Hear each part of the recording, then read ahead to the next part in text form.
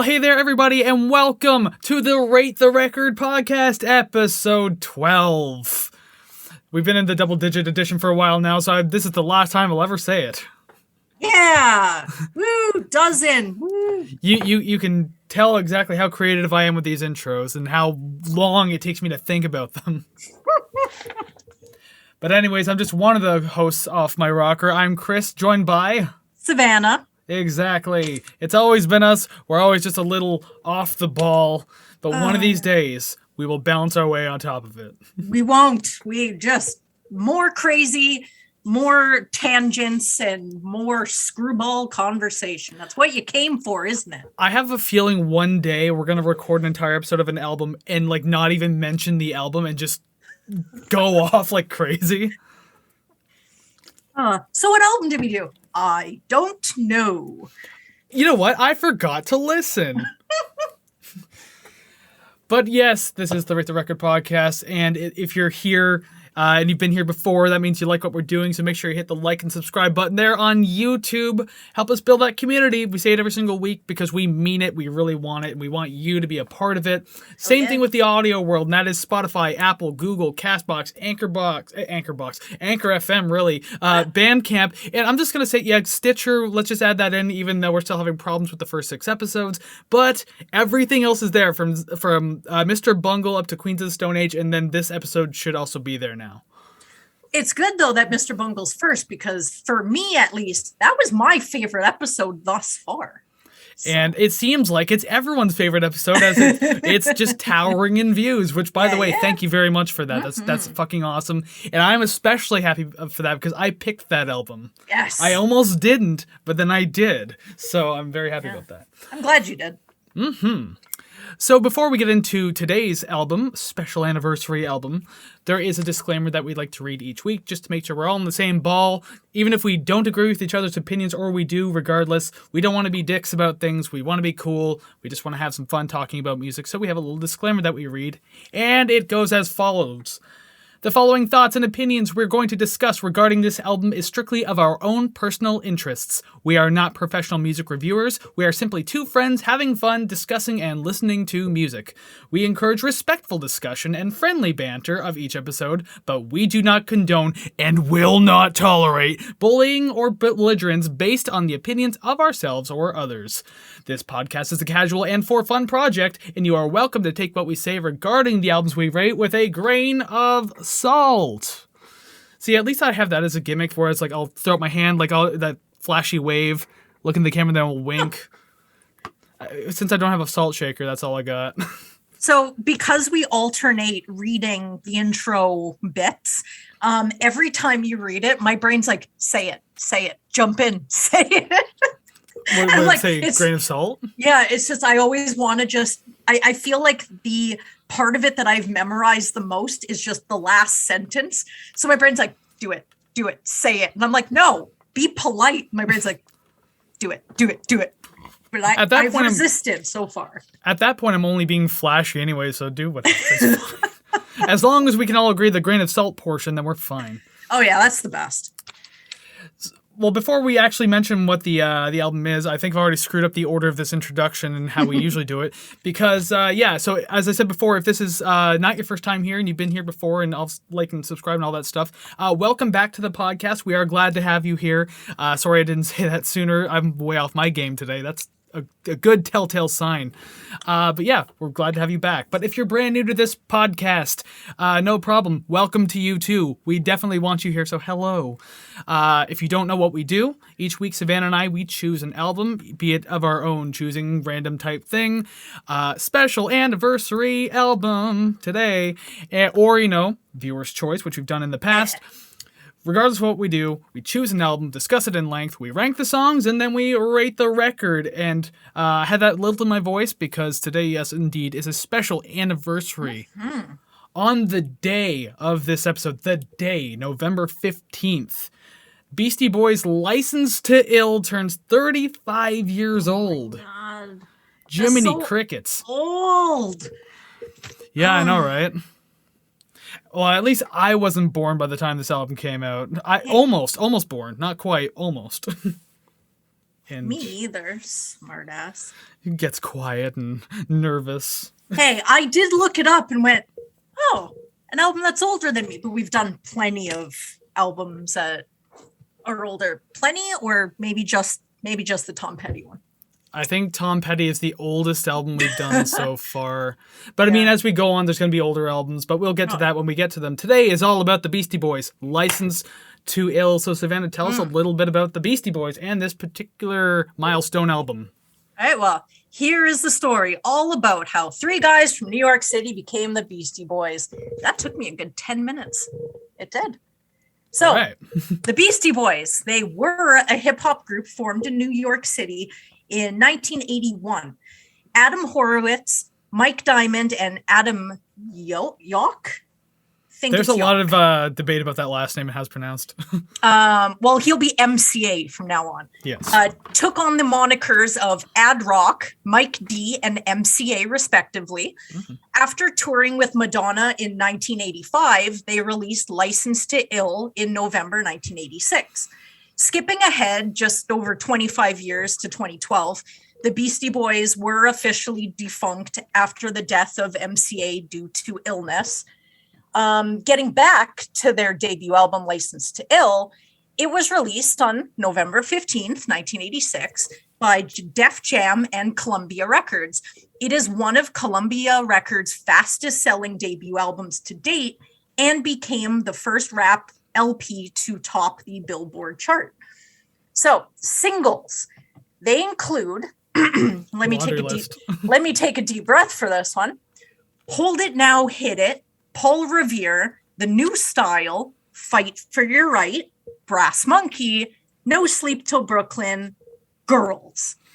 I had no idea there were so many singles. I thought there were 3, and that was it. I only remember two off the album, and then one that occasionally gets played on the radio, and it's Girls, actually. Every once in a while, it gets requested awkwardly on like a retro afternoon type thing, and just, you know what it sounds like. So just imagine hearing that come up on the radio. Lord. Well, just a little tidbit just for this album. In 2013, Rolling Stone magazine called License to Ill the best debut album of all time and has been included in several best of lists and is still regarded as a genre-changing album. Even Eminem has said it's one of his favorites.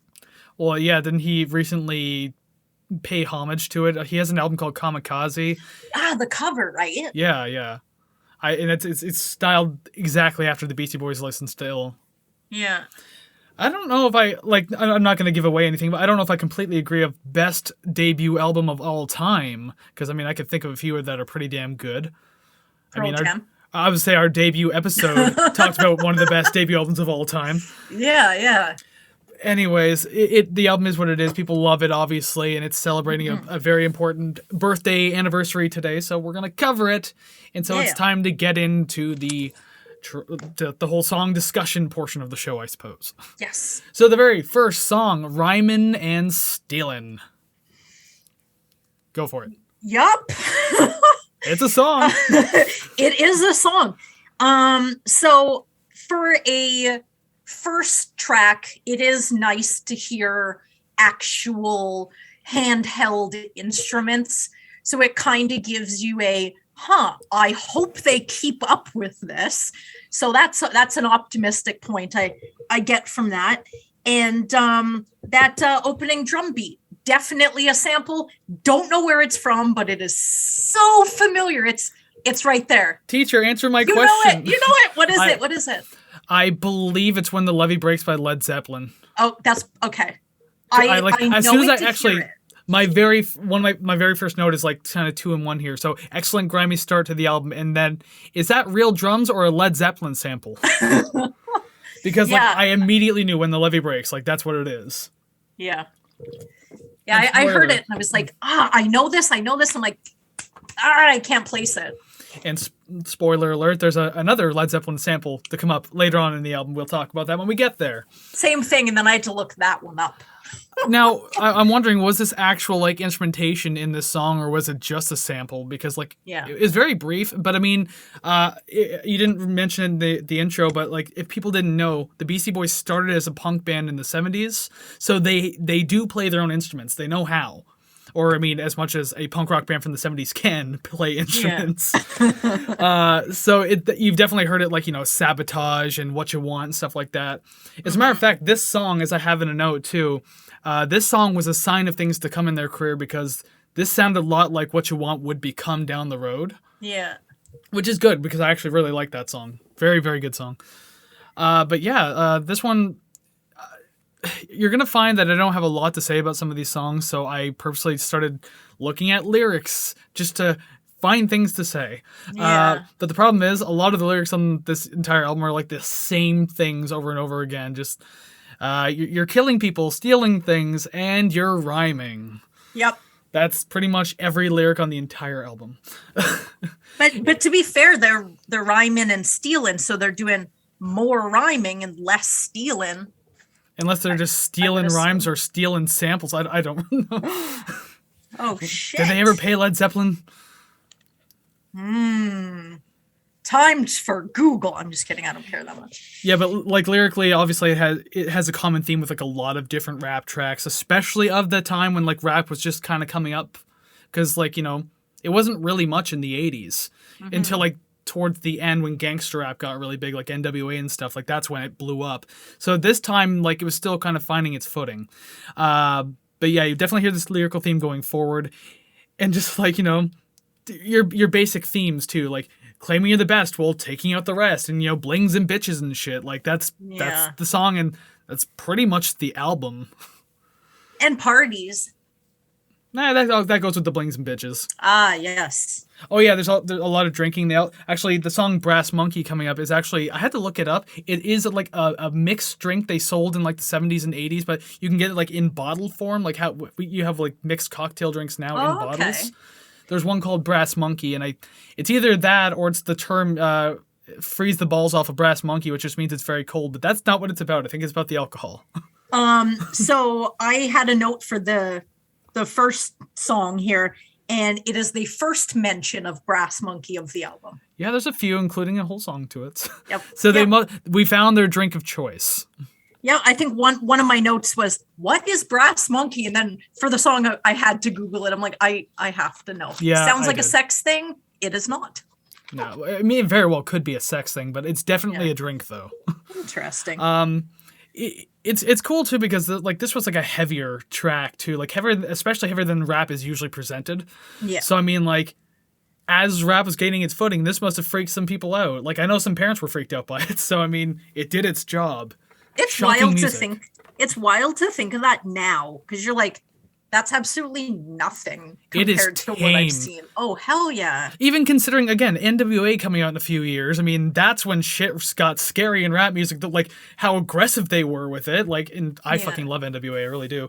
But I mean, like, yeah, this is tamed to today's standards. Oh, hell yeah. Yikes. Child's play. And so I'm going to make this note too, just because it's going to come up a lot, and I know it will. This is rap, especially from the 80s, and so it's. I was talking to you talking to you about this off camera, how it's 80s rap and even like 90s rap, just very loop based, very repetitive, doesn't really change much melodically or anything like that. So you just kind of take it for what it is and have fun with it. So I'm not going to rip on that a whole lot. I'm not going to be harsh about that on this album.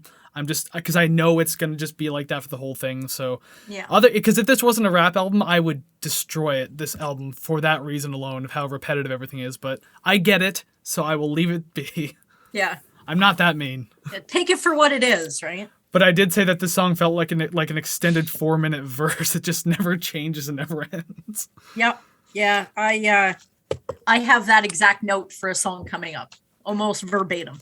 I was supposed to say I have that for like multiple songs, but again, not going to bring them up because I'm going to be nice about things. You still have your one free ticket to talk about it. All right, so the next song, The New Style. I personally like the aggressive like sampling style so far in this album, because again, I don't know if it's real instrumentation or just sampling itself. Yeah. But like it feels more aggressive, so like I kind of like that feel to it. It's simple, but it's effective. I really liked the record scratching or DJ shenanigans, whatever was going on. It broke up. Hold on, cutting you off because you say guitar wankery, you call this DJ wankery. They're shenanigans. You're going to use a different word. You can just keep using the word wankery. It's so wanky. There you go. Yeah, it's I don't know. It went from, rapping verse, and then it was kind of like a DJ chorus, I guess. I don't know. I was digging it. Wasn't interested in the whole song sort of cruising at the same speed, but near the end the tempo dropped, so it kind of went a little slower. I appreciated that. Kind of wish it came in a little sooner, but I appreciated it when it showed up. Yeah. So yeah, that little chorus thing that you're mentioning, it's like a breakbeat style bridge, I guess. Mm-hmm. Breakbeat was like huge to use in that time, and I think lo-fi still uses it a lot too. But regardless, yeah, like I thought that was a really nice touch. At least they're adding something new. Yeah. It kept the song fresh, so it's a nice way of doing it. I wrote actually, before I get to a specific line I want to talk about real quick, you mentioned towards the end of the song too, how it started to feel a little different as well. Yeah. Yeah, like the beat drops in the last third of the track and it changes. And I like when rap songs do that, like rap and hip hop, where like you have the same thing kind of running all the way through, but then at the end, just like suddenly it's kind of like they're dropping a whole new track right at the end. Yeah, yeah. I don't like, it's funny because I've complained about stuff like that in the past, but I don't know, in hip hop I kind of like it because I guess because things have been so repetitive, it's just like, oh, something fresh. Yeah, it like catches your attention for the second time. Like it got you into the song, but now it has to keep you.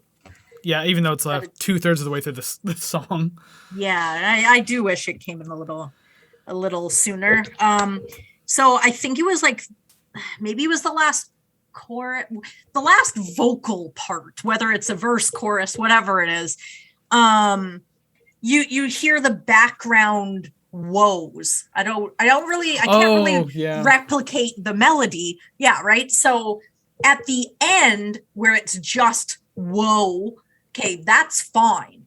But listening to it over top of like flowing lyrics, I was like, I feel like 7 people are yelling at me right now. I'm like, could have done without it while he was rapping, but maybe kind of brought it in a little later. Mm-hmm. So then it wasn't so overwhelming. But aside from that, it wasn't a bad song at all. The woes felt obnoxious, but I feel like they did that on purpose. Yeah. I think they knew how obnoxious it was and they didn't care. Yeah. Because like, I don't know, even as the instrumental started to fade and they were still woeing at the end, you can kind of hear them cracking up a little. It's just like, you know what you're doing. Oh, God. Well, they were in their early 20s, so they were probably let's see how much we can get away with.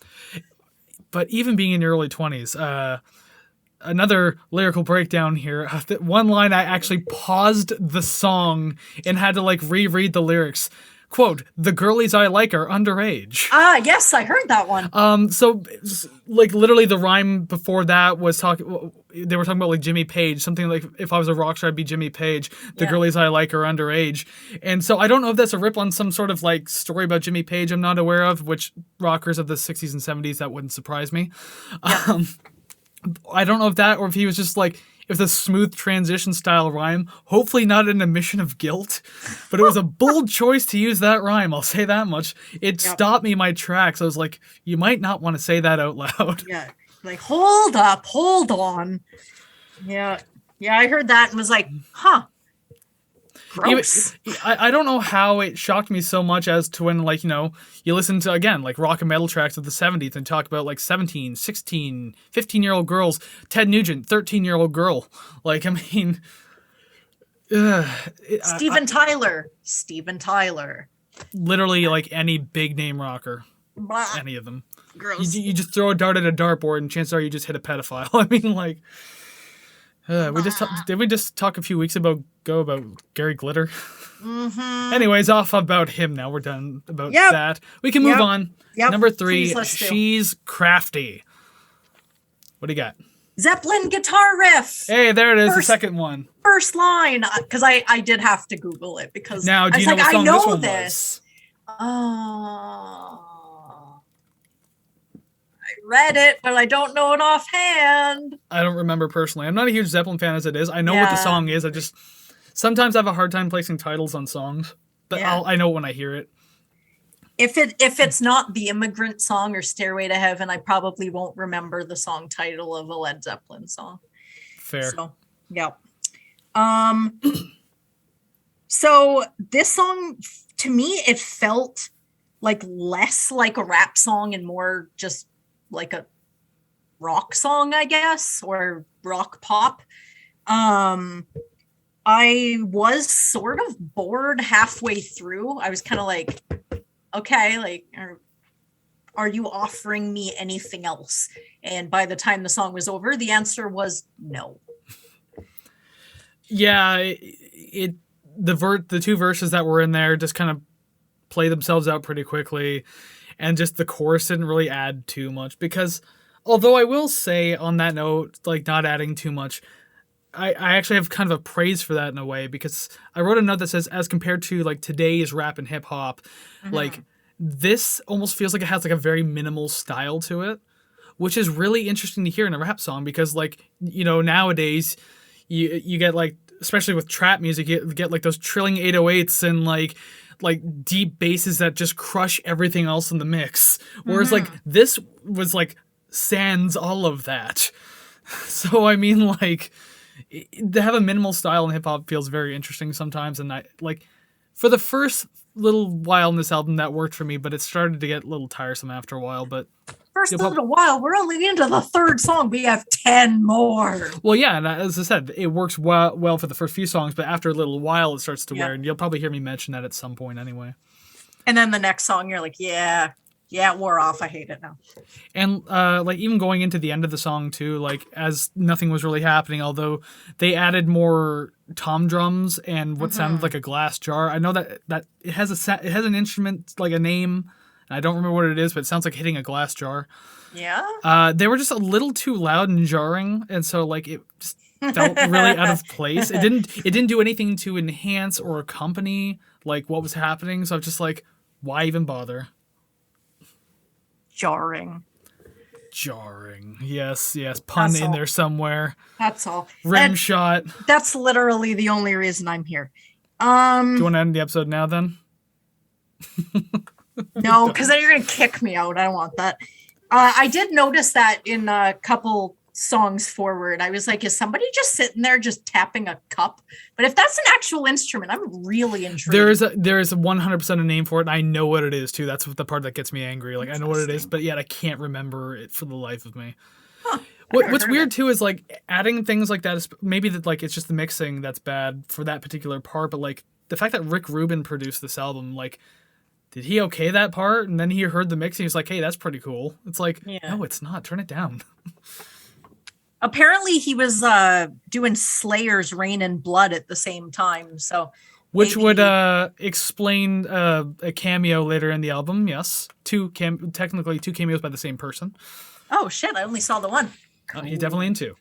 Because I know you know who I'm talking about. Yeah. But for those of you who don't, for some reason, we'll get there in a minute. By a minute, I mean like a few, because we got a handful of songs to go.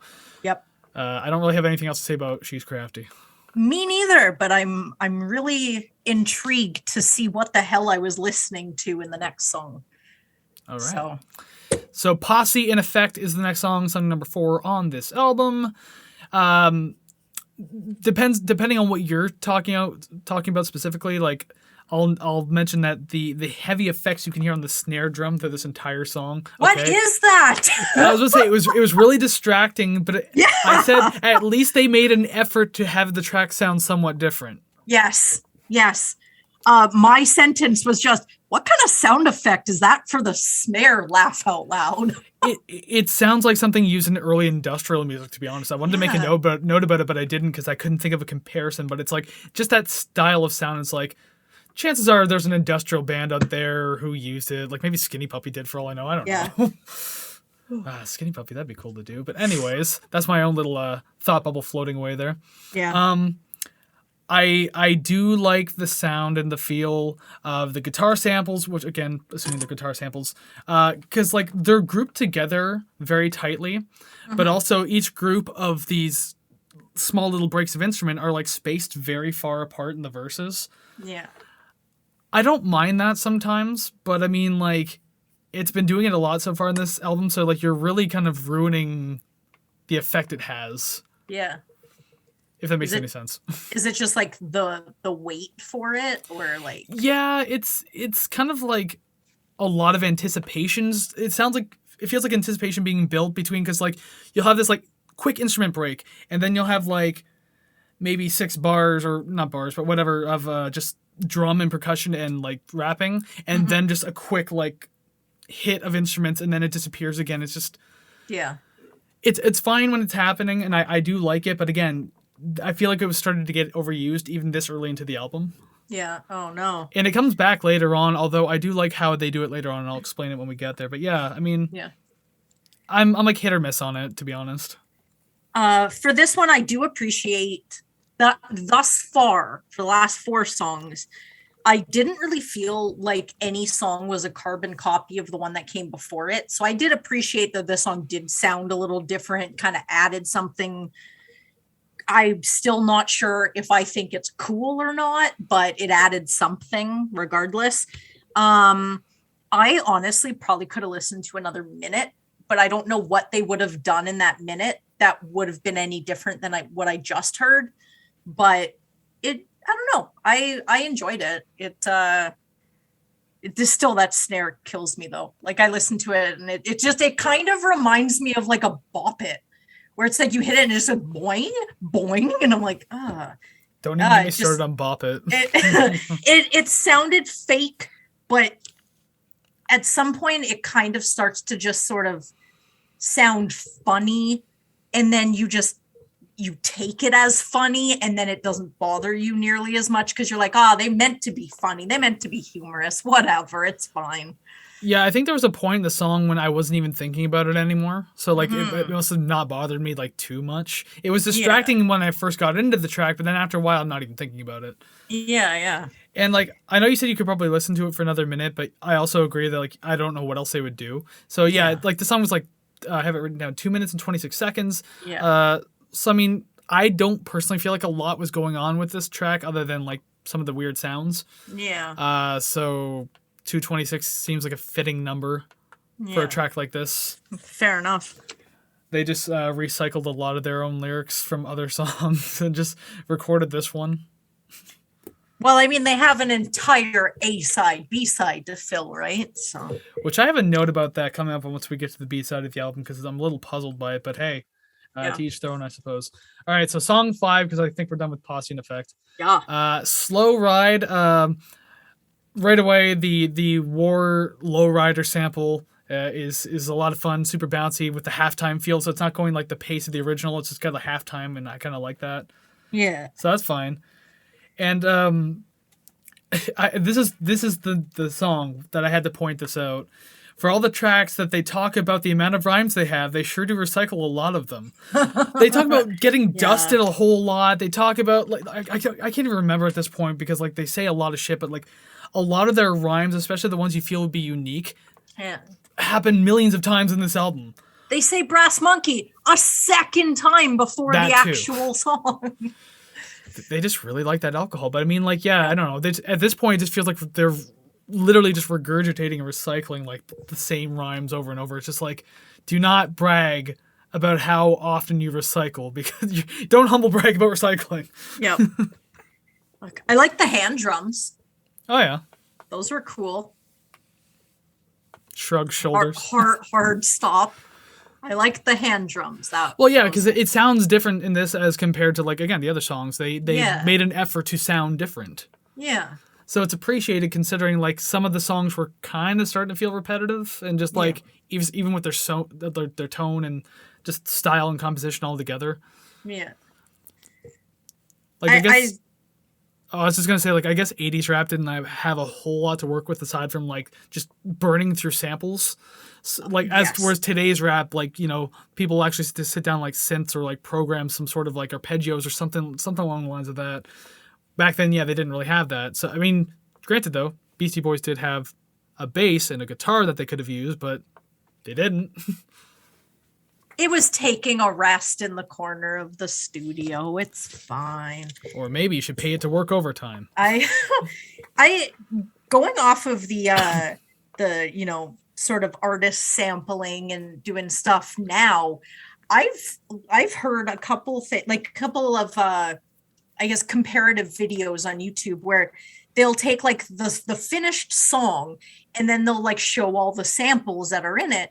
And some of those samples are so like manipulated where it's like they'll stretch them for tempo, or they will put in like a much higher like range and stuff like that. So it's like when you hear the original sample, you're like, there's no way that that's in this song.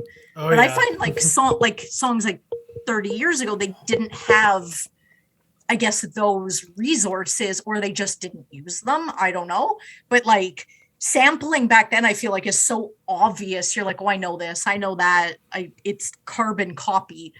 But now it's like, yeah, I took this, but I did 17 things to it. Sure, I still have to pay the songwriter. Yeah. But you listen to it and it doesn't sound the same, which unfortunately I don't like new hip hop, but I think I might, just for the innovation that way. There is a lot of good new hip hop. Like, I'm not talking about like, trap music and everything like that. I'm not personally big on that kind of stuff, but I mean, like, there are some like real gems out there. Like even Run the Jewels is probably like one of the best acts going right now for like rap and hip hop, and like they're fucking incredible. Their production's amazing, and they don't just like mumble. Like they actually like say words that you can hear. Oh, good, please, thank you. And they're both like amazing. Like lyricists, they're so good. Anyways, I mean, fuck, we're gonna have to do Run the Jewels one day, aren't we? Yeah. Anyway, yeah. Even with the sampling, like what they would do back then was just like literally slap a record on the turntable and just find a portion that they liked. I don't know, because like nowadays you can play a part of a record and hit a loop button on your little board next to you and just have that kind of go and just scratch on that. I don't know how they did in the 80s. Maybe they had the same thing, but like more archaic, I guess. Yeah.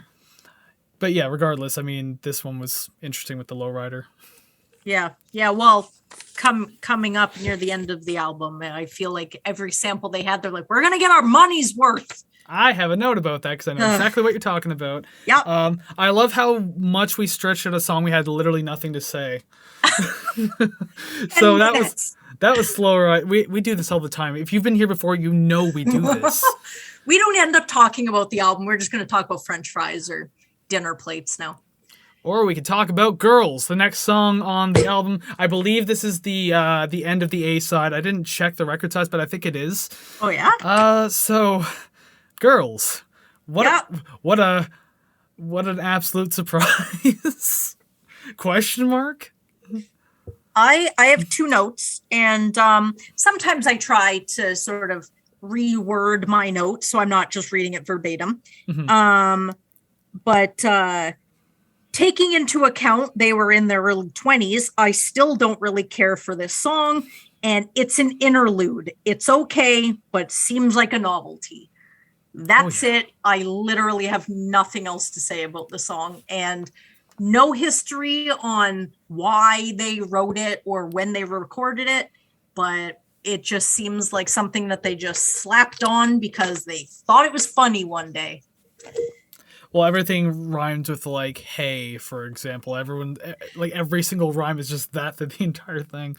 So I'll read some of my notes verbatim here, just because I mean, I kind of wrote them in that style that I was going to read them like this. Yeah. So the smile that cracked on my face when that synthesizer kicked in. A song that feels it's requested more on retro radio for laughs. And again, I think I mentioned that. I don't know if it was on or off camera, but regardless, yeah, like on Edge 102 out of Toronto, for example, like on their retro lunch, I've actually heard Girls come on the radio. It's a short song, like 2.5 minutes. It's probably actually longer than it should be, to be honest. Yes. I don't think anyone actually requests the song because they like it. They probably just think it's hilarious because of the way it sounds, and you wouldn't expect this song. Yeah. It's so cartoony. It's ridiculous. Yes, I've never actually thought of that descriptor, but it's very cartoony. Yeah. Look, I'm not about to tear the song down though. Like, I'm really not. Like, it obviously I don't care for it, but they did this song for shits and giggles. Like this, that they don't take themselves too seriously. Oh heck no. So I mean, I respect that. Like, if you want to have fun in your music and just have a fucking time. Have a time. Like, seriously, do it. And, like, people will dislike it, but I mean, the idea is if you're having fun, just have fun. Yeah. Yeah, and as I said, like, they don't take themselves that seriously. Like, sometimes they do, obviously, but a song like this, not so much. Yeah, and like I said, they're in their early 20s, so it's like they're young guys. It's like, really, what do you expect from young guys other than an entire song about girls? So who knows? Although the lyrics are a little questionable at points, but I'm not doing a lyrical breakdown on that one. I mean, surprise, there's slightly sexist lyrics in 80s and 90s rap music. Gasp. Maybe that's why I don't pick up on it. I listen to it going, okay. A girl to clean my dishes, a girl to clean my room, do my laundry, like all that kind of stuff. And it's like, I want to fuck you, but I want you to also clean for me. Mommy issues. Housewife, please. But yeah, probably mommy issues. Yeah, lock that down. Okay, so I think we're flipping to the B side of the record now, which is this. I'm going to bring up this note now because I was actually puzzled by this. 2 of the biggest hits on this album are on the B side.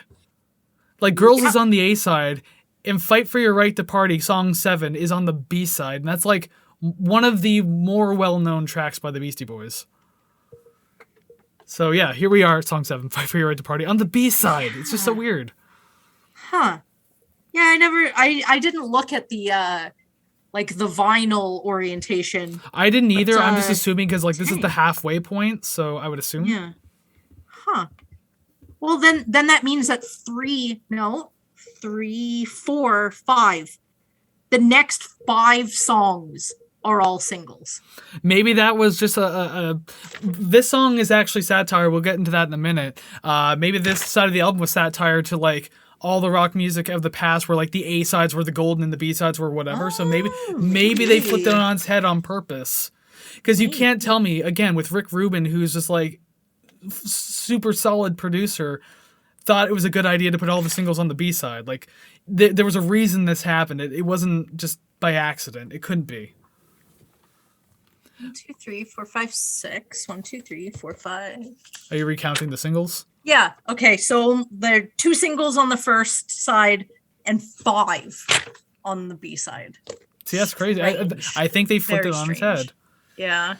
But okay, Fight for Your Right to Party, obviously very well-known single, music video from the Beastie Boys, which I think has I should have watched the video before coming in here, but I think it has a lot of cameos in it too, from other musicians, probably on the same label. I think Rick Rubin himself is even in the video.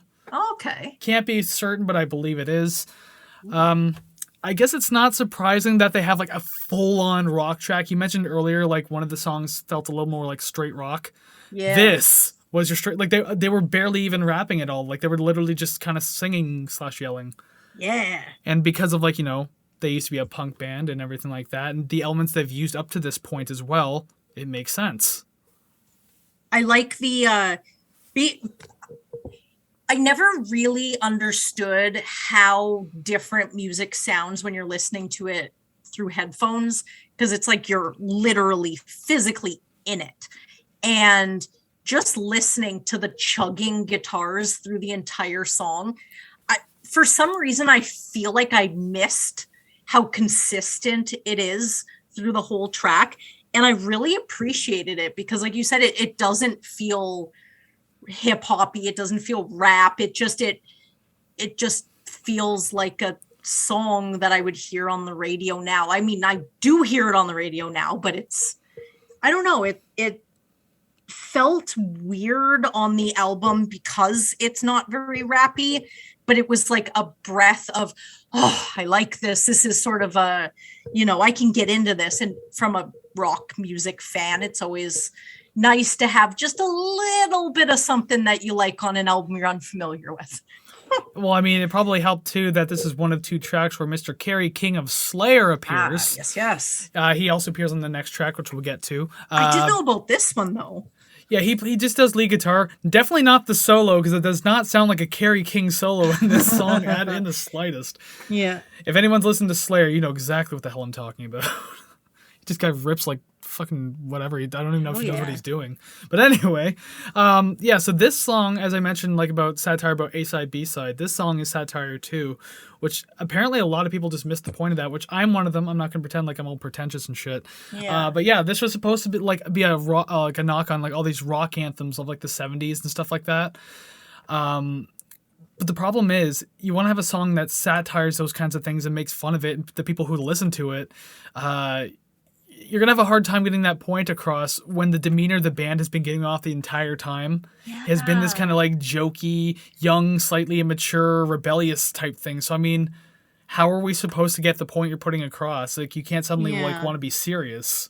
And like the video doesn't help that fact at all. No. And like the lyrics kind of flow with the rest of the album too. So like it doesn't sound like something they wouldn't say themselves. Yeah. So like again, how are we supposed to get this point? Yeah, I think I heard that before, and then you listen to the song with that idea in mind, and you're like, I wonder if I hear it, and I don't hear satire. I just, like you said, I hear, frat boy. Yeah. That's really it. But for me, the song is cheesy, but the music is just, it's on. It's tight. It's on. I love it. You could put any other lyrics to the same vocal melody, and I'm still going to like it. So I feel like that's a sign of a pretty well-written song. Whether the lyrics are different or not, the song is still on it for me. I like it. You're on point. Exactly. That's exactly what I wrote. On point. But yeah, it's insanely catchy, well-paced rock tempo and everything like that. Parody or not, like, you have a certified hit on your hands. You really do. Oh, hell yeah. And I had to make the joke because, like, you have a tendency to rank lead singles as, like, number one on your list. So I actually wrote verbatim, this will probably be Savannah's number one on our rankings because it's a lead single.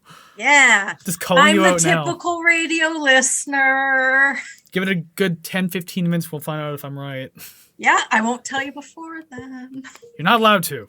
It's on the list. I can tell you the song is on the list. So. Thank God it made it. Damn right. All right, song number 8. No Sleep Till Brooklyn.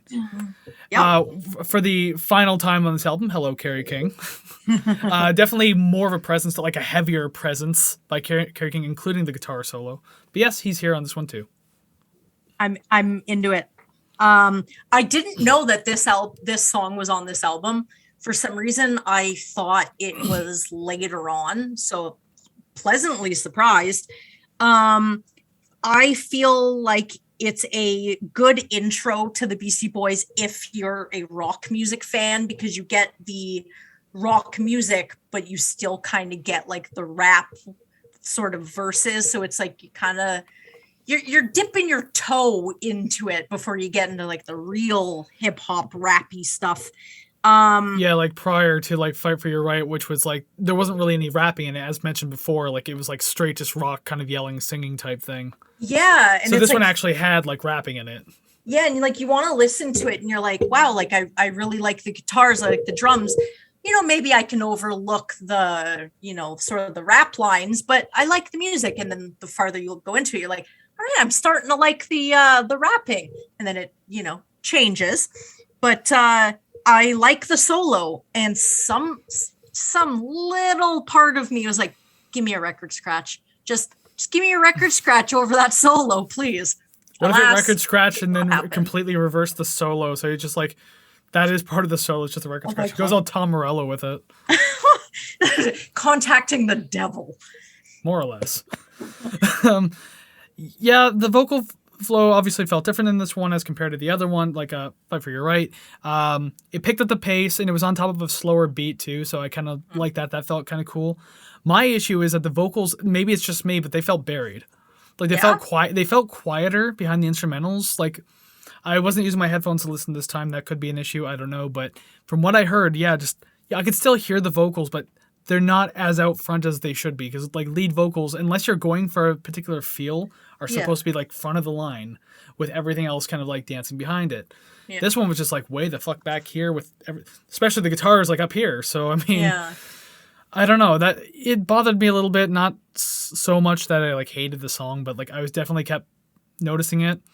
And you mentioned you like Kerry King's solo. I thought it was out of place. Oh, really? It didn't do it for me in this one. Like, you know, people love Kerry King and what he does, and especially with Slayer, obviously. But I mean, like, I don't know. This one felt a little strange to me. Like, I guess it's nice to have like a noteworthy guitarist on your debut album, especially like a label mate. So maybe it'll get more eyes on the product. You know, obviously going like ripping on the guitar, going nuts. But like, it just felt messy and over the top as compared to like the polished beats of the song itself. So interesting. I'll have to listen to it again with those with that in mind, just to see if I hear it. I mean, take that with a grain of salt, if you will, because, man, I could be way off my fucking rocker. I don't know. Yeah. Well, I mean, if you've proven anything today, you are. But I mean, I'm still gonna, you know, I'll still take another listen. I didn't know that it was Kerry King when I listened to it. It wasn't until I was writing the intro that I was like, hold up, really? Wait, you heard that solo and didn't think Kerry King? No, I don't listen to Slayer enough to discern the guitar playing. To be fairly honest, the only band that someone can play me the first couple lines to, even if it's a brand new song, and I'm like, yeah, this sounds like Dream Theater, no matter what. Yeah, I think it's John Petrucci's guitar tone and playing. I can point out immediately. Everyone else, I'm like, I have no idea. That's kind of how I feel about Nine Inch Nails. Like, I just know when I hear Trent. Like, I just know. Yeah, it could be a brand new song you've never heard before, and as soon as you hear it, you're like, I know this. Except for God Breaks Down the Door. When that song came out, it confused me. I was like, this isn't Nine Inch Nails. Oh my God, it is. That freaked me out, but it was also a good song. But we're not talking about that today. Oh. One day. One day we'll get into a Nine Inch Nails album. Wink, wink. Not anytime soon, so don't get excited. But there's going to be one coming, I promise. Okay, so that's No Sleep Till Brooklyn. Yep. So let's go on to Paul Revere. I'm going to say it right off the top. The reversed hi-hats get annoying very, very, very, very quickly in this song. Like, that's what that is? It's like, I think I was reading, it's like a reversed Roland 808 drum machine. So like you got the closed hi-hat sound. There's even like kicks and snares that are slightly reversed too, which I like those portions, but like that hi-hat needs to go to hell. Yeah. Because like everything else adds something nice sonically, and it was interesting, especially like with the bass drum going reverse. But like the hi-hat messed it all up for me. It really did. Yeah. I wasn't sure what I was listening to, but I put the main riff / whatnot, whatever that was, sounds like what I assume an alien abduction would sound like. It sounded very, I don't know. I couldn't place it. I spent the entire song going, what the hell am I listening to? So thank you for that. Also the lines in this song, like the lyrics, felt like a relay race where someone's running and they say their line and then they're like, here, MCA, take this. And then, you know, he starts rapping and then he's like, here, Mike, take this. And then he takes the stick and keeps running. The amount of times that I had to fucking hear MCA did this, MCA did that, Ad Rock did this. That was annoying. I found that annoying. And is Paul Revere the lumberjack guy? Wasn't Paul Revere the guy who said like the British are coming? I'm not really good with my history. Don't know. I thought he was a lumberjack. Hold on here. Paul Revere. Yeah. I'm just going to go ahead and leave this in because now we can show everyone that we're not good with history. Yeah, no, I'm terrible at that. I remember being in history class in high school and American Revolution. It'd have to be him. I think he ran like he was on a fucking horse and he told everyone the British were coming. The British were coming. I think that was him. Oh. Yeah, he warned the colonists about a British attack. So yes, I was correct. You were wrong. Sweat off my mind. Sweat off my brow. Paul Revere was a narc. It changed history. I don't know. But it's funny how you mentioned like the way that the lyrics were done in this one.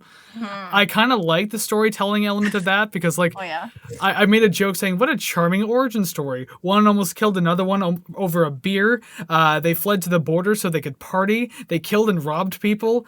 It's those precious moments in life, you know? Why didn't they understand the irony? Well, that's probably why. I would like to believe this is an actual real origin story, by the way. This is exactly how they met. And for some reason are still allowed to make an album and they're not in jail. Oh my God. Well, I mean, money buys you freedom, right? If they didn't even have that at this point. Oh God. But yeah, not a whole lot happening in the track, but I actually like the storytelling element of it. It felt a little fun, and because it was like listening to an audiobook with music behind it. Yeah. I don't know. I think I might disagree with that part. I didn't say you were allowed to.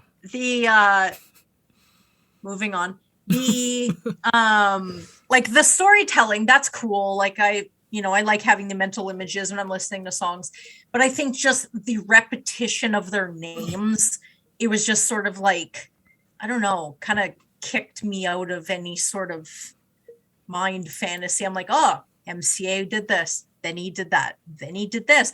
Oh, MCA, take the mic, and now it's your turn. I'm like, oh, I don't stop it.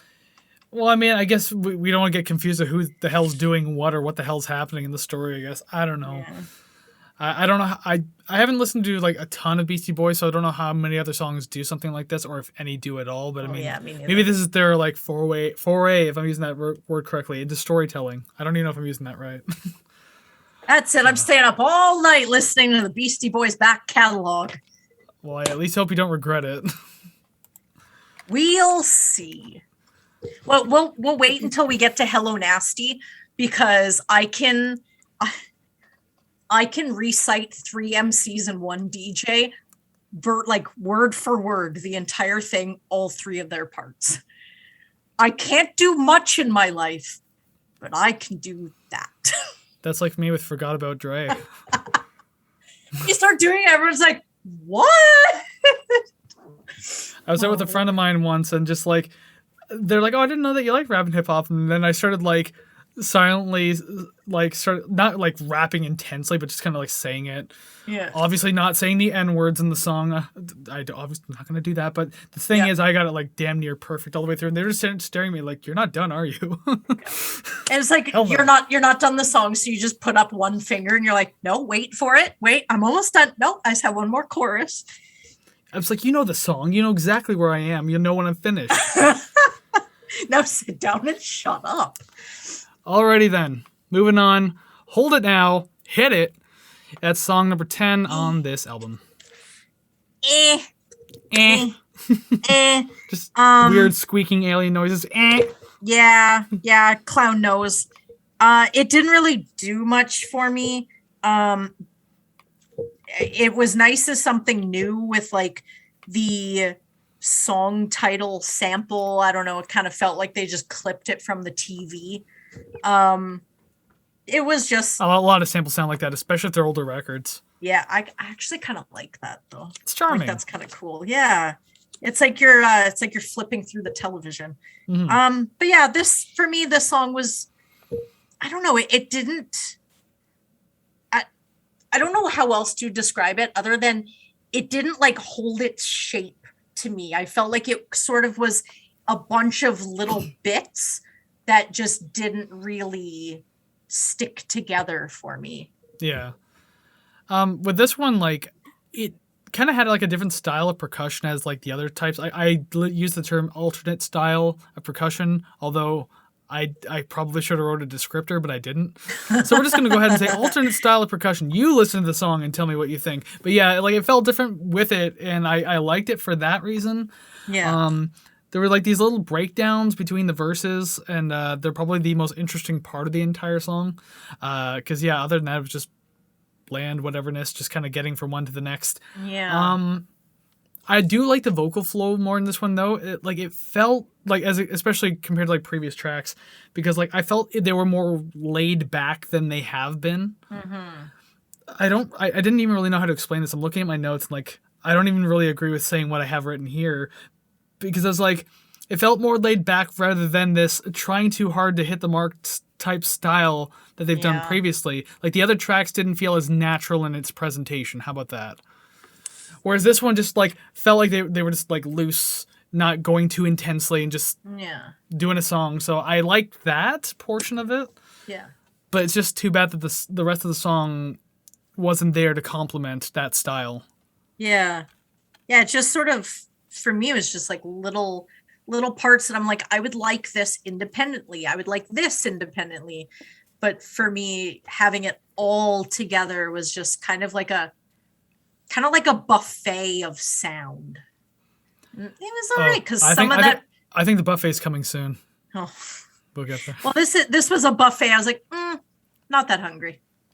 This is like the starter section of the buffet, but then like the main course portion that's like even longer. Yeah, that's the one. We're at the starter table right now. Yeah, you're loading up on rice, and as you walk to your table, you see the crab legs, and you're like, God damn it, I got too much rice. Yeah, rice, salad doesn't really matter, but then yeah, you see like the big things down the way there. They're coming. Oh yeah. I have a very funny note about that, but first we have to go through 2 more songs before we get to that particular one. Yes. Song number 11, Brass Monkey. There you go. It's mentioned again. It's got a whole song unto itself. The beverage, not freezing your balls off. For me, I don't really have much to say about this one. Like, I've heard it a million times. You've heard this one? Oh, yeah. I don't recall this at all. Oh, really? Oh. Like, did you hear it growing up? Or, like when you weren't here in Hamilton? I don't recall. I know that I've heard it, like, as a teenager, but I don't know if that was one of those, hey, I'm going to download everything on LimeWire, or if it was a, hey, I downloaded, the top 200 songs from the 80s. Could have been. I think the statutes of limitations are off on that, so you're lucky you're not going to get arrested. Ha ha! I stole. Ha ha! I used Kazaa and LimeWire. Ha ha! And then BearShare after. I do not know what that is. Yeah. LimeWire and Kazaa were my things, and that LimeWire, FrostWire, BearShare. Oh yeah, yep. When you're poor, you're poor. So I guess really the only thing that I had to say about this was it sounds like the horns are speaking to me in a language that I don't even think it is fluent in. I'm trying to listen to the notes and it just sounds like somebody's learning how to play, but it sounds appealing and to my ears, but I listen to the notes and it feels like it's like, and I'm like, what is this? But it doesn't sound bad per se. It just sounds like it's yelling at me in some sort of alien language. I know exactly what you're talking about because I wrote notes on it and I actually really like it. Yeah. It's an interesting style of writing. Like, again, I'm not good at music theory, so I'm not going to pretend to name off things that I think it is. I'm not that confident in my speaking or my English. But I was playing it along on my bass guitar while listening to it because I got curious about like the notes that were being played. So I was like, got your bass there, and then I went to the high note, like, and everything like that, just for that the horns work. You get your bass, and then the horns kick in, like, pretty much over top of each other. I really liked it because it felt out of place, but I mean, like, I like when songs do that, especially because it can be done smart too. Like, you can have something in a song that sounds like it's not supposed to be there, like notes or like just melody, but it somehow fits for some reason, and it's really good. I actually like that because I mean, like. This is another one of those songs, too, by the way, where things were grouped so tightly, but then they were also spread out really far from one another. Like, here's Group A, this Group B, and, like, you got to go through, like, all these bars to get it. But I liked it on this one. It actually kind of gave me, in a small way, Public Enemy vibes. Oh, really? Again, with, like, Bomb Squad-style production. I think I mentioned that even last week, too. Yes. For some reason, even though it was Queens of the Stone Age last week. Don't remember what I was talking about, but anyways, that's a week ago. Public Enemy and Anthrax. That was our bonus episode. You're right. Did you guys watch the bonus episode? You can go do that. We ranked 90 songs. Do it. Card above my head here. I'll just write like an hour or two on my sheet so I know to put that in editing. I love doing this on the fly. And I'm not cutting this out. Fuck this. It's a little fourth wall for you. Yeah. I just realized in my webcam I'm posed like Jeremy Hotz right now. I notice that I do that a lot. I sit there. And I just like put my hand. I stroke my little soul patch here. I'll like do this like I'm just a fidgety weirdo. I either pinch. Normally when I sit for too long, I'll start to get tired. So I'll sit here and I'll like pinch my chin, and then I'll start moving my hand over my face. And I'm like, I'm definitely not micro yawning. Well, that's why I usually have this pencil in my hand. I just kind of like move it around like this while I'm talking, because at least I'm doing something. And trying not to talk with my hands too much. I'm trying not to touch anything on my desk because I'll end up tapping my pen or like moving my feet, and then all you'll hear is don't. Well, and usually lose their mind. I think in every episode we can hear you like hit the microphone stand. I hear every 100% of the time I will hit it. I'm letting you know right now. I have an arm, so I can't hit mine. Like mine's like attached to another table. Today you will hear it again because I tried to push something under the shelf on my desk. The back of my hand hit it. And also your arm hit your like little spit filter there, your little pop filter, and I heard that, and I don't say anything. I just go through editing and I hear dong, dong, dong. Yeah, well soon you're gonna hear shit in the background. Yeah, and that'll be the sound of me in editing realizing I have to actually like turn down that volume manually after I compress shit. Anyways, that's tangent time. Sit here with my arms next to me. Move like 5 feet back. But yeah, I got not much more. I got little more for the next two. I thought the song was kind of interesting, especially with the unique like the bass and the horns kind of going along with it. Mm-hmm. I want to be confused about a song about a cocktail, but I mean like consider the songs of the years and multiple songs, multiple bands, genres that have written about alcohol. So why should I be surprised about I guess I'm more surprised that it's just about a very specific cocktail that like not a lot of people know about. Yeah. It's not a song just about drinking whiskey or like, oh, I'm chugging ale tonight, blah, blah, blah, or whatever. It's like Brass Monkey. It's a mixed drink. Get it? It's like, I guess you could have just said like vodka or something, but okay. It's like singing about a sex on the beach, but specifically that one shot and nothing else. I have a tangent about that drink, but I'm not going to get on it. Maybe in a bonus episode one day I'll do it. I'll even write it on my paper here. Tangent about tangent ideas. Sex on beach. There you go. Bracket, I don't even know if I'm going to be able to read that later. Drink and bracket. Yeah. It's a pretty funny story. But anyways, we'll move on from that though, because people want music. Low and people want the Beastie Boys. Yes, low and slow. I do absolutely love the slow jam vibe going on in this entire track. It felt really cool. Yeah. I like the chunky beats. That's always something that drags me in. Hence why I like the band so much, because Levon Helm was really good at doing those slow, chunky beats. Yeah. Love it. I like the tempo. It is slow and low. Keep wanting to say low and slow, but that's for a roast. So slow and low. The guitars thus far have not grown old at all. Every time I hear it, I'm like, ooh, give me more, give me more. I like this. And whatever that glass tapping is, I'm into it. It sounds very homemade, I guess, where it's like they were running around the studio and they're like, shit, we need something. So it's like, what do we got? Okay, cups and forks.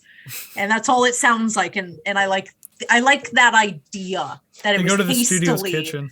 Yeah, that it was like hastily assembled. I like that idea.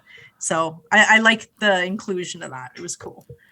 I need all the Nine Inch Nails fans listening, if there are any right now, to agree with me on this or tell me if I'm crazy, because I need to know if Trent Reznor was influenced by this particular track at any point, because like he was influenced by like, a lot of 70s and 80s stuff, obviously, being when he started Nine Inch Nails.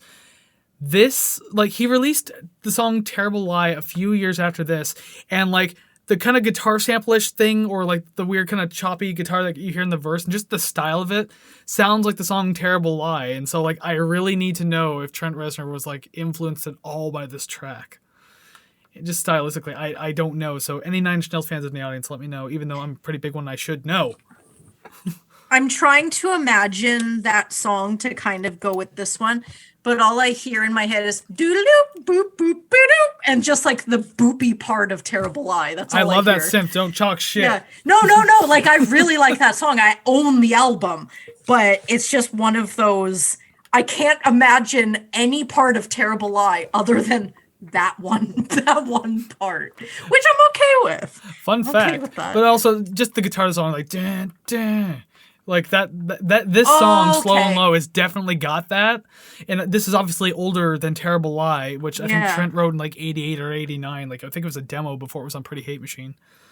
So I'm just wondering if there was like any sort of like that. And by the way, you want to talk about owning pretty hate machine? Do you own it 3 different copies on vinyl?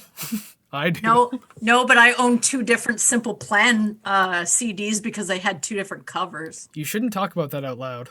I was a teenage girl once.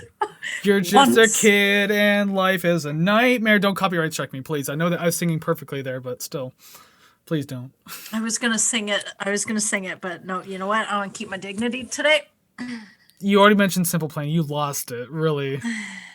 Okay, but the song was fine. Didn't mind it, but I mean, like, there's like a sample of like a car driving away that you constantly hear, especially towards the end. Like, I don't know what it is exactly.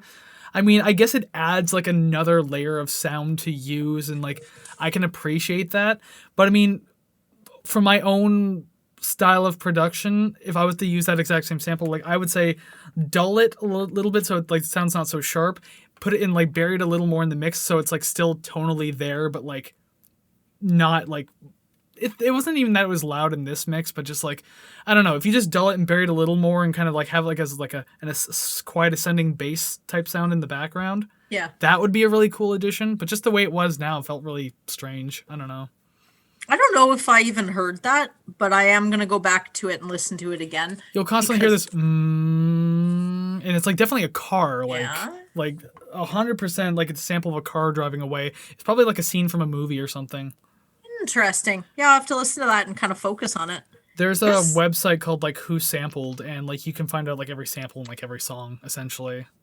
That's cool. I have to look up this whole album, including that car sound.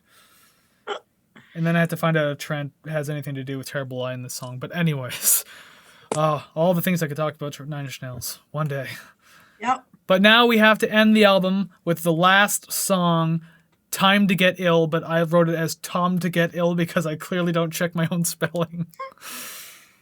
Time to Get Ill.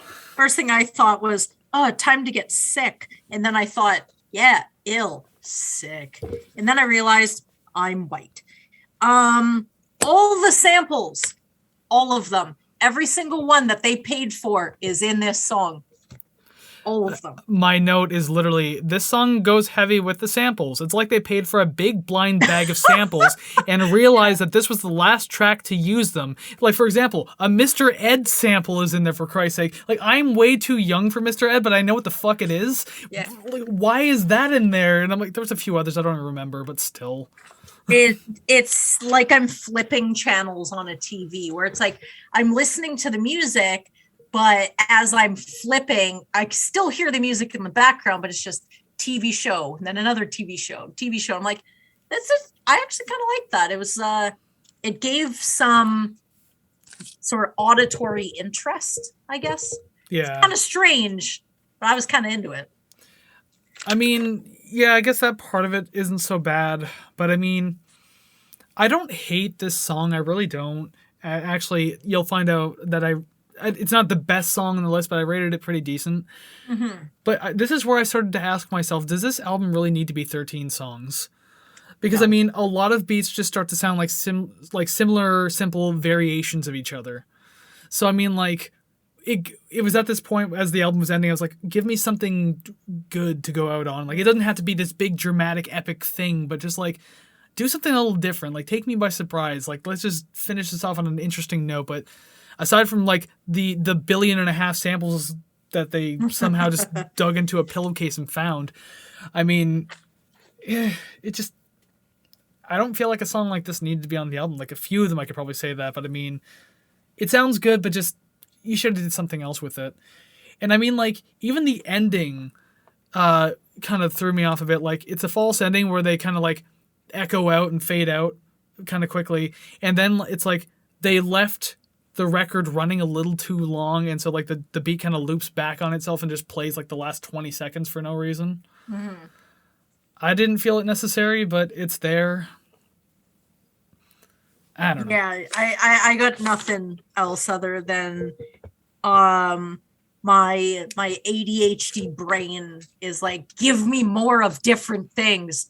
So I was kind of cool with all of this, and I don't know, not my favorite, but it's not the worst. Mm-hmm. But I definitely do agree with you that this album could have been I'd say without any specific tracks, I'd say about 2 or 3 songs shorter. So maybe, 10 or 11 tracks would have been good.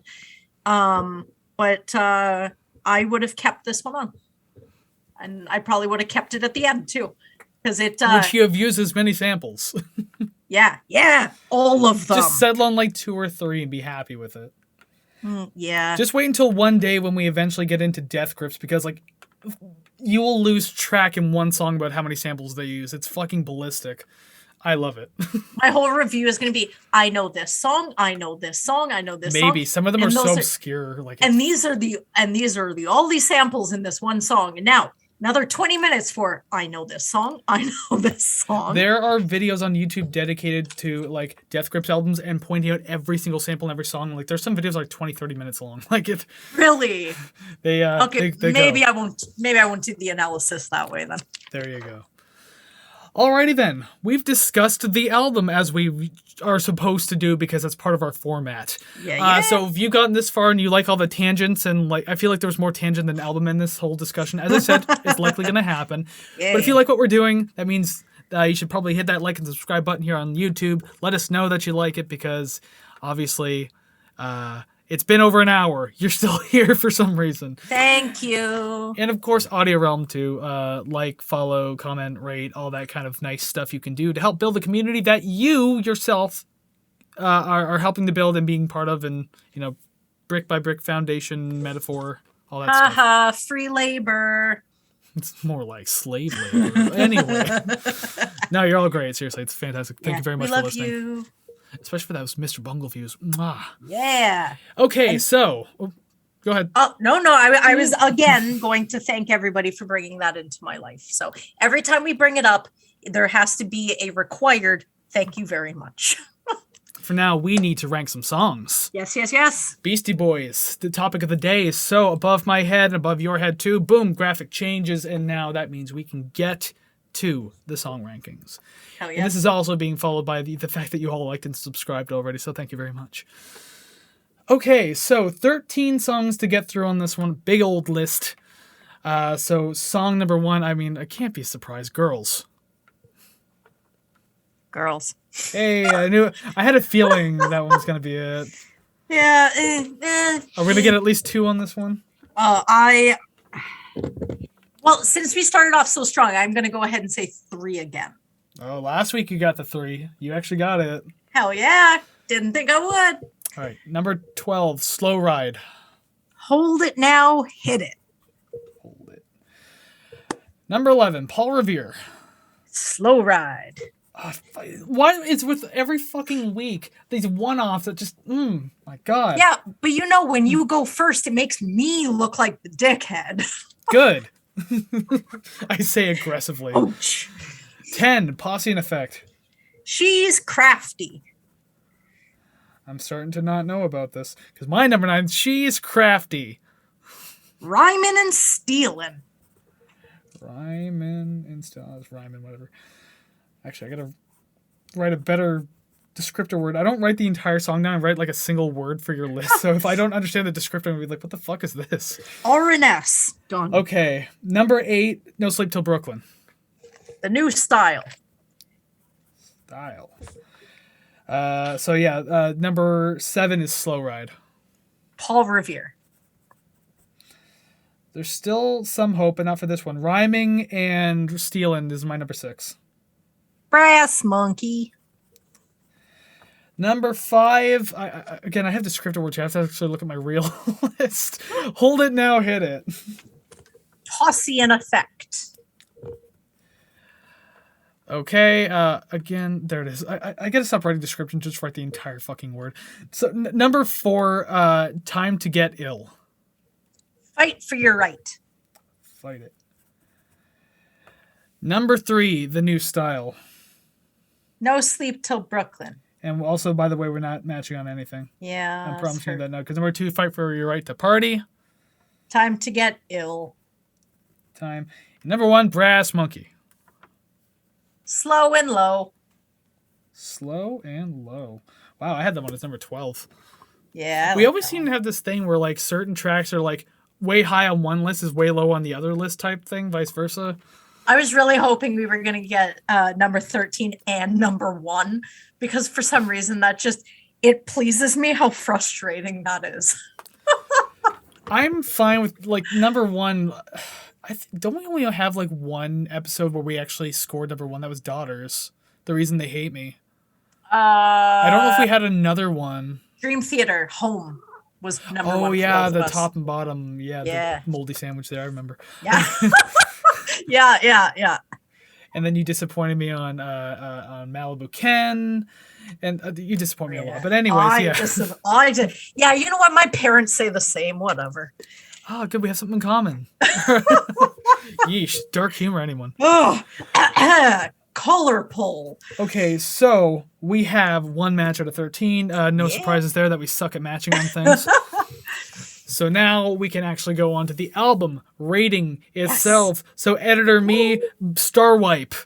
Would you look at that? It's that tier ranking screen we always use and have been using for every episode because, I mean, what else would we do with rating records, right? Exactly. So you can see where everything else has landed before, and as I said last week with Queens of the Stone Age, I'd fix it. Little did I know, it actually ranked higher than Daughters by like 0.6%.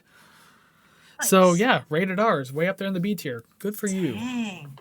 I like how high up it looks, but it's like 71%. But anyways. Like nestled its way right in there. Between Pearl Jam and Daughters, 2 fantastic albums. Our first 2 episodes, by the way. Nice. So Beastie Boys this week, right? Yes. We went ahead, listened to the songs, all of them, really, not just one. We discussed it. We ranked our songs, and now it's time to rate the record. Yeah. So this week it's my turn to go first and say where I put it. You know, I'm gonna be honest. I was expecting more of this album, especially with how highly it's praised. Yeah. Don't hate the album. It's just it's not up there as one of the better ones for me. Mm-hmm. So I ranked this in C- at 63.07%. Okay, I don't feel too bad. Normally, I am the shit. And I'm not the shit. I am shit. Because you told me just before, prior to this cut of us coming back, that you thought I ranked it higher, or no, you ranked it higher than me. You thought mine was going to be lower. Yeah. So now I'm curious to know where yours falls. So yours was what, 63? 0.07. 65.38. Okay, so it's still higher than mine. That's fine. So 65.38. Right? I mean, I didn't say how much higher, but with my trend or history of shitting on everything, I'm pretty okay with being 1% and a bit higher than you. So I did it justice. I think I did a good job. I think the bigger point is going to come in the day where I choose an album and you rank it higher than me. Yeah, that would be really funny. I think you've done that to me too multiple times. Porcupine Tree was I think the first. No, I think that's the only one that this happened to because it was such a shock. That's like you ranked it higher than me. There are some albums that I pick that I've never listened to before. I just want to do it. And I mean that's fine. We're allowed to do that. I mean, there's way too many. We will die before getting even like a 16th or a 100th of a way through an entire music catalog of musical history. All right, so I was just literally drawing out time there because I wanted to see where the album ranks with the score. The score itself falls in the C tier, just regular old C, no minus, no plus. It's 64.22, which means it actually ranks higher than Dream Theater at 62.5. So now I'm just going to do this real quick as I'm looking at my screen, doing this live in Photoshop. Boom. There you go. 64.22. The Beastie Boys outranks Dream Theater. Somehow I'm okay with that. That's 2 hip-hop albums that have outscored Dream Theater, and you were very shocked about the first one because you didn't expect that to happen, but then it did. And now here's 2 hip-hop albums both like next to each other in the C tier. I'm no longer shocked by anything. This show is unpredictable and we're off the rails, so there's no containing us or our thoughts. Or hot takes, whatever you want to call them. Such controversial opinions on these albums. Exactly. Except when you look it up, they're like, yeah, we agree. Yeah, we agree. I'm like, no, I want to be controversial. And they're like, You're going to have to pick a different album then. Wonder how the Weezer fans feel, the Guster fans feel, Tom Petty fans. Okay, just straight up, just because you mentioned Guster. Okay. I'm pretty sure that I've heard Architects and Engineers before, because every single time, like, so I listen to these albums on Spotify. Well, because I'm listening to them repeatedly, they're showing up on my daily mix or like my repeat rewind, whatever. So listening to Guster, I'm like, I'm pretty sure I've heard this before, but before we even did the episode. And I know I've listened to some songs, but that one specifically. And then I realized, I think I like it. I think I like this pop rock album. Uh-oh. Do we have to redux? I don't want to. Let's not do that. If But you like it so much, we might have to. Opinions change. yeah. And then really it want ends to up read it, being but- worse. And then I'm like, oh, shit. Well, I can tell you my score won't have changed, so it's literally yours would like determine Yeah. where it falls. Like my score is still the same for Guster. Yeah, see, I'd rather do Tom Petty just to do him justice, but I know that just to spite me, you'd probably put it even lower than you already If did. I have to be subjected to certain songs again, yes, possibly. You're like, just stomp it into the ground, it would be so low. More or less. Well, there it is. We've ranked yet another record, as if you were surprised that we were. We're going to leave, next time we'll just leave you on a cliffhanger, do the entire episode, but then not rate the record till like the next episode. Stay tuned for follow and share for part 2. Get out Yeah, of here. well, yeah, that's what's going to happen if we put every episode on TikTok, just in 3-minute increments. Follow for part 28. Yeah. Swipe through. Yeah, but wait 3 minutes. At least give us the views. But yeah, we've ranked a record, and there you go. That's where this particular album, Beastie Boys, I completely forgot the name already. I'm terrible at this job. Why do I do this? I'm a host. Yes, Beastie Boys License to Ill ended up in our C tier, 64.22%. Not bad at all. Better than Dream Theater, apparently. But I you know what? There's a note I'll make about that, too, is the fact that, like, same with this album, I didn't rate Girls too well. I wasn't too fond of that track. Obviously, you weren't either. It's always like these albums that could probably be ranked pretty well if it wasn't for like one song. Yeah. Through Her Fucking Eyes, for example. If that song wasn't on Yeah. that album, Dream Theater would probably be up in the higher 60s, if anything. Yeah. But no, that one song tanked the score. And I think it was Weezer with Can't Stop Partying tanked that review too. Like that would have actually been a high 50s type song for me, I think, or low 60s at least. Yeah. Yeah, I don't know. There is always that one thing, and then as soon as you maybe mark that as rate it as a 2 or 3 out of 10, that completely negates any of the 9s or 10s because it just drops it straight down. Yeah, the average just kind of starts to trickle a little bit. By a little bit, I mean a lot, really. Yeah, that sucks. But anyways, we're at the end. You know where it is, so thank you very much for watching. If you made it all the way to the end, that means you like what we're doing. I at least hope that you do. So go ahead, YouTube, like, subscribe, comment, do all the things. Build community, as I always say, build up. And then audio. Yes, that's right, I'm doing my hand acting now. And audio, of course, who can't see my beautiful hand acting, just go ahead, like, subscribe if you can, I guess, follow, comment, rate, all those things that really help build the community, give us more presence and everything like that, because as much as we want to be rich and famous, we want you to be there too. Just minus the rich part. It's our money. Yeah. You know, all those give us your monies, money. all that money we're currently making right now, and zero this much. Regardless, we want you to be part of the community, so go ahead and do all those things. Help build us up and be part of it. Thank you so much if you already do that, and thank you for your continued support. Hell yes. So, you can always follow us on Facebook, Instagram, and TikTok at Rate the Record Show. So, Rate the Record Podcast. Again, that radio show that I do is getting in my head, but I'm trying real hard. I'm trying. And of course, on Twitter at Just Rate the Record. And you can also email your comments, questions, requests to ratetherecord@gmail.com. There's got to be a better division for this. Like, I record the radio show very close to this too, so that's why it's always so confusing in my head. It's even worse on the radio show though, since I'm coming off of Rate the Record.